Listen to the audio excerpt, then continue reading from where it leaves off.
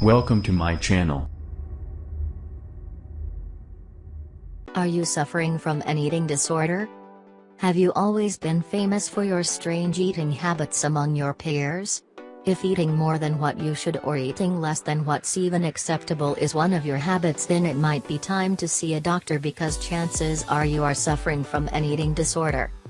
As per the definition, eating disorders are psychological disorders characterized by abnormal eating habits that have the ability to worsen an individual's physical or mental health.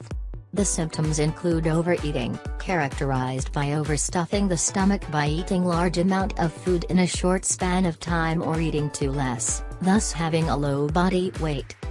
While nobody can deny that bad eating habits have some sort of a connection with these eating disorders, there are multiple psychological factors that impact an individual's eating habits.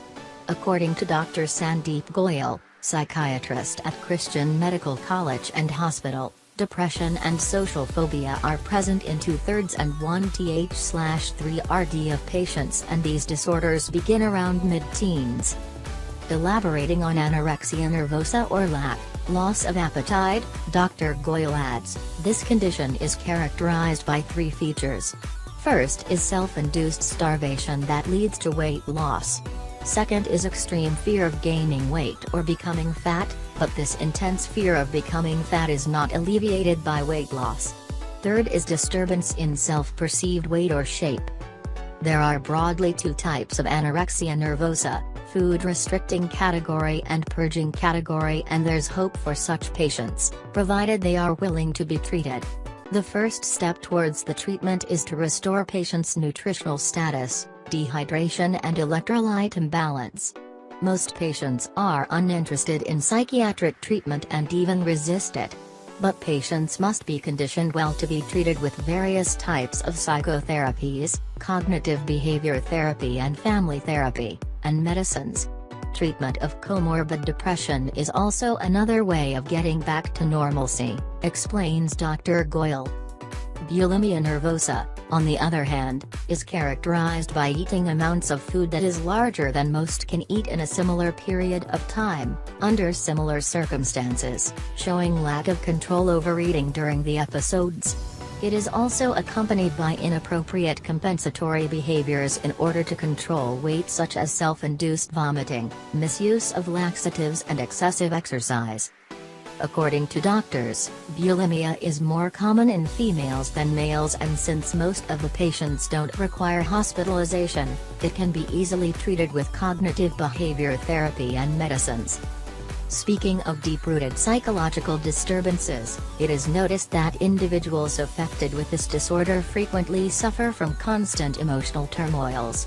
People suffering from eating disorders are often very conflicted and feel that controlling their bodies is the only way they can achieve stability, as they can't control their environment, says Dr. Prul Tank, psychiatrist, Care 24. These people also have a tendency of self-harm, and they often come from dysfunctional families and may suffer from anxiety or depression, she adds. Dr. Prul suggests that the best way of treating such disorders is counseling the sufferers to accept themselves as they are.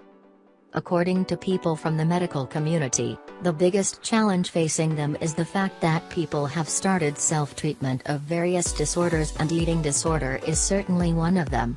Mumbai-based nutritionist Karishma Chawla of Eat Right 24/7, warned that individuals should be wary of indulging in self-diagnosis and treatment because of the disorder's immensity.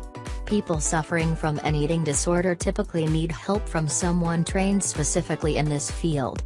While most untrained individuals think that eating disorders are solved by talking out or by changing your thinking, there is no single solution.